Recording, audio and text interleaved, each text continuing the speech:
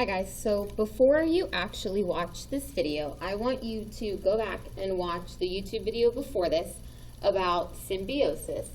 And it talks about the 3 different types of symbiosis.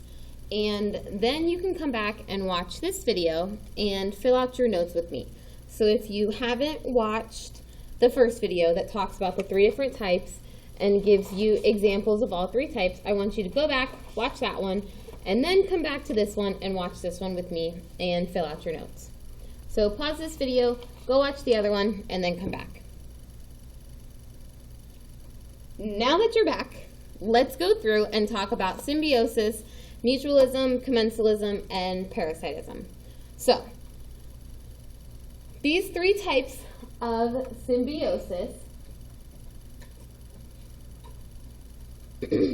all talk about a relationship between organisms. So as we talk about this, we are going to fill in these notes. Some of you have these in a paper copy, some of you may have these online. If they're online, go ahead and type them in as we fill them out and go through the PowerPoint. If you have them in paper, go ahead and fill them out as we do them in paper copy. So the PowerPoint, this is the first slide, and it just talks about symbiosis, talks about the 3 different kinds. We have mutualism, which when you think about mutualism, I want you to think of 2 happy faces. And then you have commensalism, which I want you to think about a happy face and just kind of like a meh face. And then we have parasitism, which I want you to talk about a happy face and a sad face. So let's take a look first at symbiosis. Okay, so up at the top, let me zoom this in. So up here at the top, it says, what is symbiosis? Okay, symbiosis is a close relationship between 2 or more, and we're going to fill in that word organisms. So 2 or more organisms of a different, and then fill in the word species.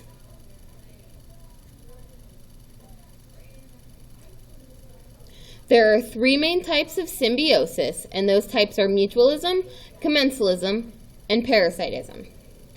So, I'm filling in my notes on this side of the paper, and then on the other side, over here, you're going to see the PowerPoint. I've also uploaded the PowerPoint, and this is that video, the basics of symbiosis that I wanted you to watch. So go ahead, like I said, if you haven't watched that, you should have already watched it. It's a really good video that explains it and actually will help us with this example that we have right here. So again, symbiosis is that relationship between 2 organisms. So there's a bunch of different types of symbiosis, and it's happening all around us. So first type that we're going to talk about is mutualism. So like I said, when you think about mutualism, I want you to think about 2 happy faces. And the reason I want you to think about 2 happy faces is because, oops, I guess I gotta hit the check mark first. It's because mutualism is a symbiotic relationship which both species benefit. So fill in that word benefit right there. And it's great that both species benefit in this relationship. And that's why we have 2 happy faces. Because both species are happy in this relationship. Everything, both species, something good is happening in this relationship. There's a mutual, and that's that word right there, mutual thing going on there. They're both happy. They're both having a good time, you know? So let's fill in our real-world example of where we would see a mutualism relationship going on. So it says, an example of mutualism is a relationship between a clownfish and a sea anemone. The anemone has blank cells that keep predators away from the clownfish's home. In that video that I told you to watch before we started this, he talked about this. So the anemone has stinging cells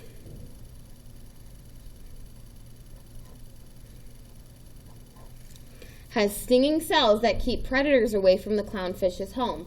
And what that is, it has those cells that, remember when he said a fish swims by, it kind of stings the fish and it gets up into the fish. The clownfish has a layer of blank that blocks the anemone's sting. He kind of compared this to putting sunscreen on for a human. It was mucus. He said it's kind of like putting sunscreen on for us. Sea anemones benefit from the relationship because the clownfish blank the anemone and ward off blank. The clownfish clean the anemone and ward off predators. And we saw that in the video.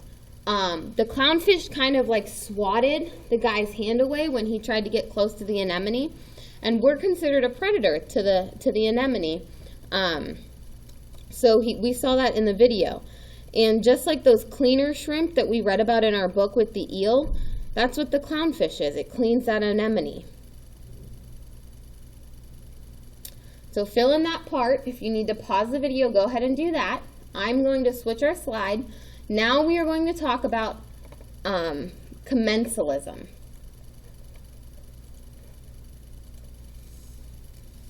And like I said, when we talk about commensalism, oops, sorry about that, guys. I told you I wanted you to think of a happy face and kind of like a meh face.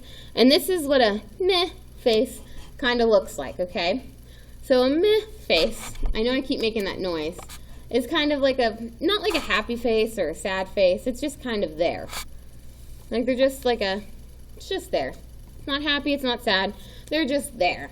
And why are they just there? Because in commensalism, one organism benefits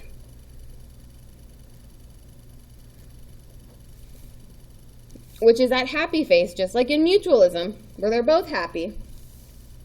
This organism over here is really happy, they're benefiting, they're having a great time, and the other organism is neither helped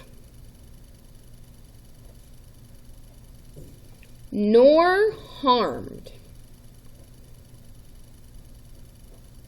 And what that means is this relationship doesn't benefit them, but it doesn't hurt them either. So it's not going to hurt them to be in this relationship, and it's not going to help them. They're just there. So they're just meh. They're just meh. That's what that word says, meh.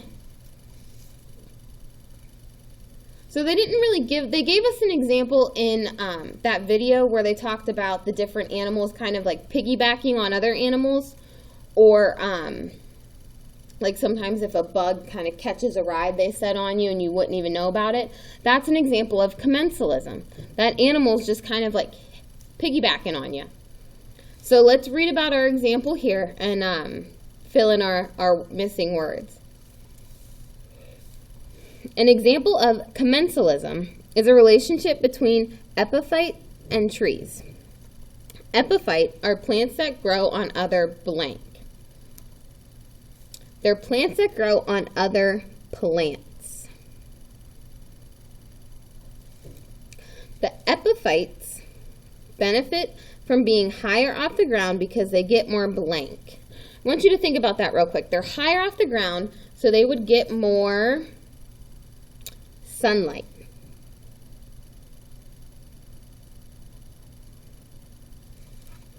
Also, the epiphytes are less likely to be stepped on, or if they're on the ground, animals are going to be walking around on the ground, so they would be eaten.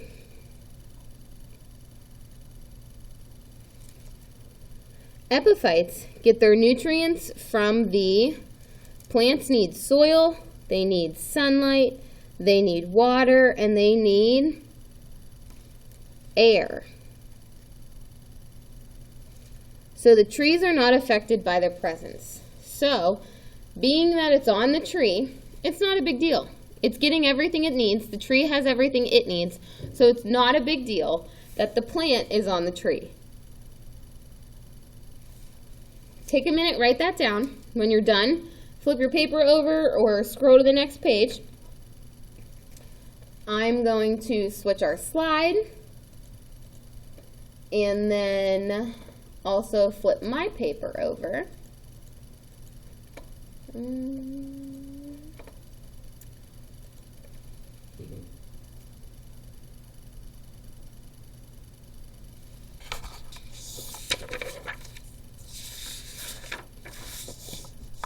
All right, so the last type of symbiosis is parasitism.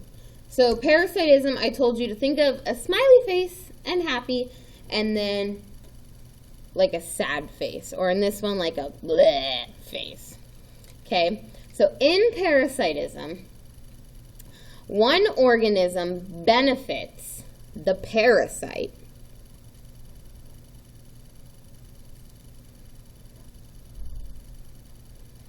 So just like in mutualism and commensalism, you have that one organism that's going to benefit. It's going to be happy, okay?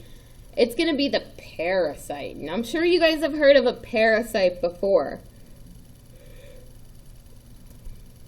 And the other organism is harmed, and that one is going to be called the host.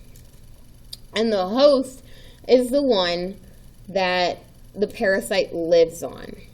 Okay, so I'm sure you guys have all heard of a flea before, and a flea is considered a parasite. So let's talk about our real-world example. Fleas live on dogs and feed off their blood.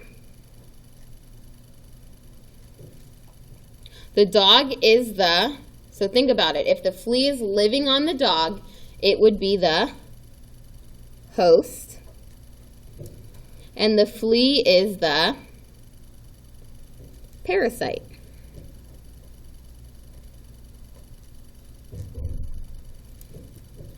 Parasites, blank, live without a host. Can they or can they not live without a host? They cannot. So parasites need something to live on in order to live.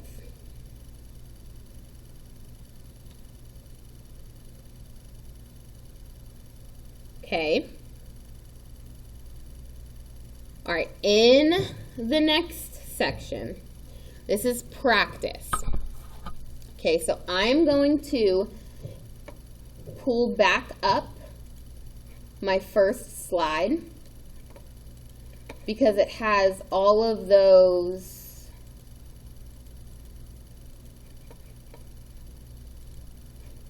types of symbiosis on it again, so that way we can look at them. Sorry, I was moving that closer.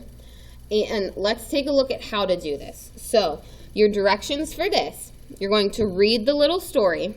You're going to figure out what the first organism is, what the second organism is. Is it happy? So is it being benefited? Is it just there? Is it meh? Or is it being harmed? And then what is the type of symbiosis? So I will read all three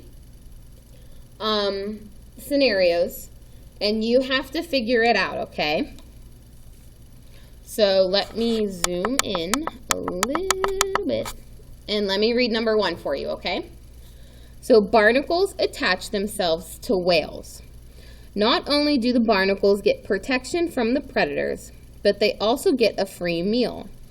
As the whales swim and consume plankton, the barnacles pull plankton into their mouths with feather-like appendages. The average adult humpback whale weighs between 30 and 40 tons. The whales do not notice the freeloaders. So I want you to think about that. What is the first organism that I mentioned? What is it being helped? Is it just there? or is it being hurt? What is the second organism I mentioned? Is it being helped? Is it just there? Or is it being hurt? And based on that, what type of symbiosis is it? Use this picture to help you.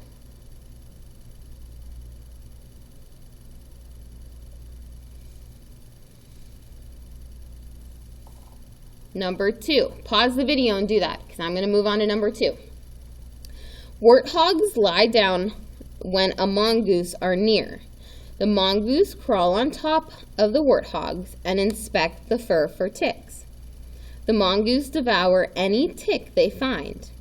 The warthogs enjoy the spa treatment as they get relief from the pesky ticks.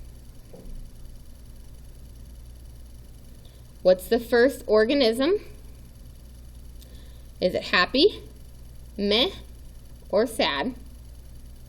What's the second organism? Happy, meh, or sad? And what's the type of symbiosis?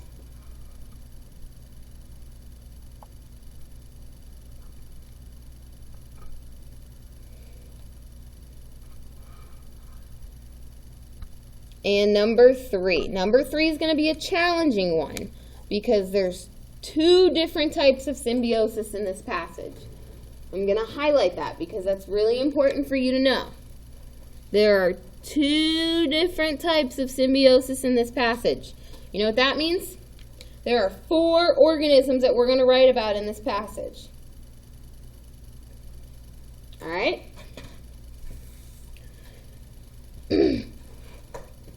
Let's get started.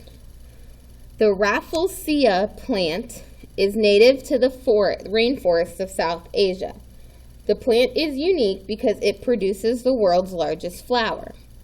The flower emits a smell of rotten meat that attracts neighboring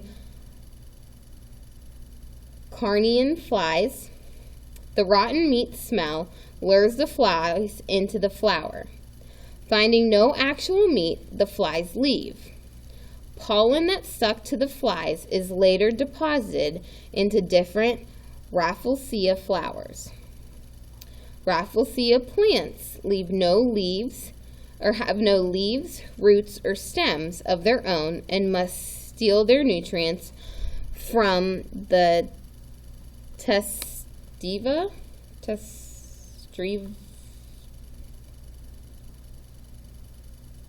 vine.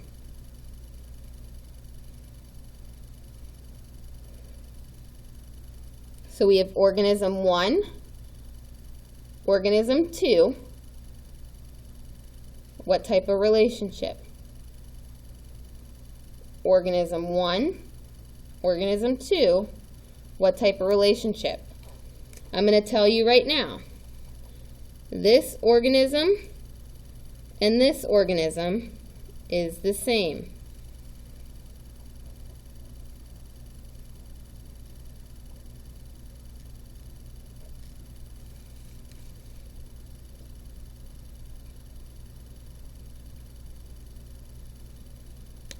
This is a tetrastigma vine. I'm sorry, I read that wrong.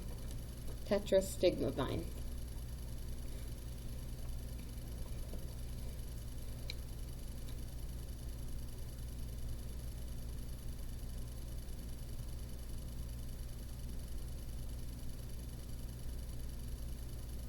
I was trying to read it too fast for you guys.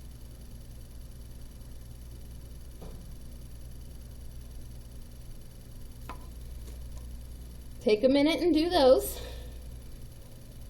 If you have any questions, please feel free to email me and let me know if you guys need any help. This one's going to be a little challenging, but just know that these 2 organisms are the same. These 2 are different, and the types of relationship are different. If you have any questions, just let me know.